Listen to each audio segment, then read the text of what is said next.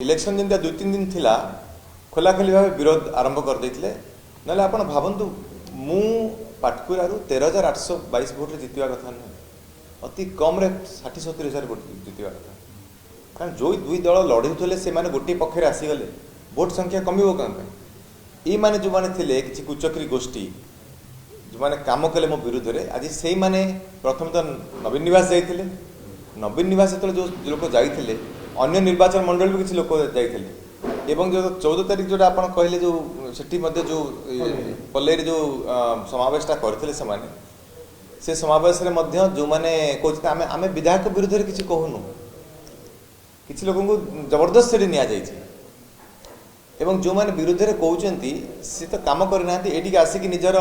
विफलता को से माने ग्रहण करचंती एई घरे आमे जोडी बसी कथार्थ करछु जहां आमे विफल होछि हम लोक काम करना मानी से व्यक्ति किसी ना ना चाहूनी बर्तमान ये किंतु से मानी एवं बर्तमान यदि विजु परिवार विजय परिवार आप समस्ते बीजेडी थे आम तो निष्पत्ति नौ दल में मिसवाई समस्ते बीजेडी थे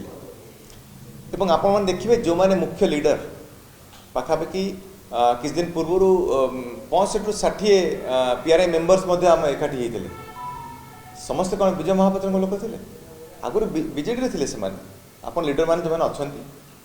आप केतरी लीडर स्टेज रे जो मैंने बसते से तो आउ के लीडर थे जो मैंने जीति डेराबिस ब्लॉक रे मध्य